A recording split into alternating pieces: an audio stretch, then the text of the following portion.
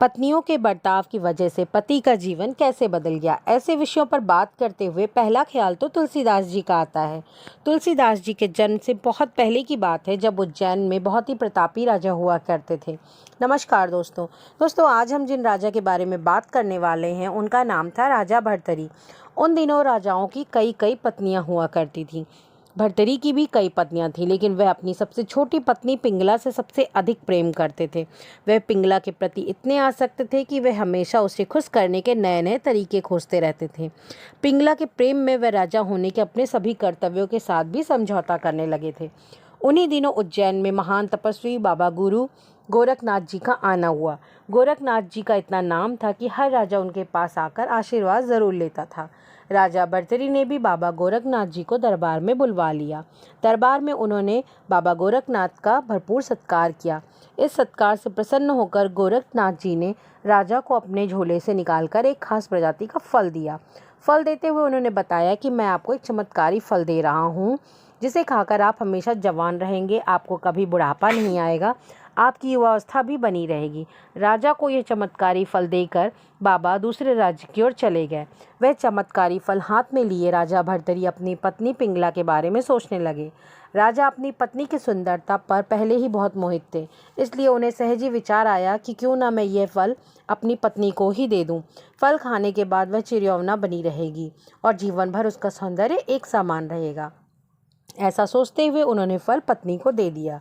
राजा भर्तरी को मालूम नहीं था कि छोटी रानी उन पर नहीं बल्कि राज्य के कोतवाल पर मोहित थी और कोतवाल से छिप कर मिला करती थी। राजा से वह चमत्कारी फल पाते ही रानी के मन में बात आई कि क्यों ना वह इस फल को अपने प्रेमी कोतवाल को दे दे। फल खाकर वह हमेशा जवान रहेगा। यह सोचकर रानी पिंगला ने वह फल कोतवाल को दे दिया। लेकिन जिस तरह रानी राजा भर्तरी को छोड़कर कोतवाल से प्रेम करती थी, वैसे ही कोतवाल रानी से नहीं बल्कि एक वेश्या से प्रेम करता था।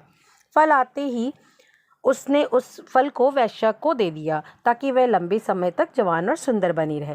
वेश्या ने फल पाकर सोचा कि यदि वह सदैव जवान और सुंदर रहेगी तो उसे इस वेश्यावृत्ति का गंदा काम हमेशा करते रहना होगा।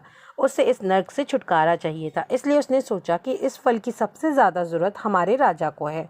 राजा अगर बलशाली रहेंगे, हमेशा जवान रहेंगे, तो लंबे समय तक प्रजा को सभी सुख सुविधाएं मिलती रहेंगी। ऐसा सोचते हुए उसने चमत्कारी फल राजा को दे दिया। राजा भर्तरी ने जब उस फल को देखा तो वे बहुत ही ज़्यादा हैरान रह गए। यह फल तो उन्होंने अपनी पत्नी पिंगला को दिया था। उन्होंने तुरंत वेश्या से पूछा, यह फल तुम्हें कहाँ से मिला? वेश्या राजा के तेवर देखकर घबरा गई। उसने तुरंत ही कोतवाल का नाम बता दिया। राजा ने कोतवाल को बुलवा लिया। पहले तो वह इधर उधर की बातें करने लगा। उसे डर था कि रानी का नाम आते ही राजा बौखला जाएंगे, लेकिन राजा ने सख्ती से पूछताछ की तो उसने सारे भेद खोल दिए। यह जानने के बाद कि रानी पिंगला ने ही कोतवाल को वह फल दिया था, राजा समझ गए कि रानी पिंगला उन्हें धोखा दे रही है, उनके प्रेम के साथ खिलवाड़ कर रही है। रानी के इस धोखे से राजा भर्तरी बुरी तरह टूट गए। इतना ज़्यादा टूट गए कि अचानक उनके मन में संसार से ही वैराग्य लेने का ख्याल जाग उठा। उनका प्रेम से भरोसा उठ गया। वैराग्य से भरे मन के साथ उन्होंने अपना संपूर्ण राज्य विक्रमादित्य को सौंप दिया और उज्जैन की एक गुफा में आकर रहने लगे। इसी गुफा में भर्तरी ने 12 वर्षों तक तपस्या की। उज्जैन में आज भी राजा भर्तरी की गुफा में अब एक पर्यटन स्थल है।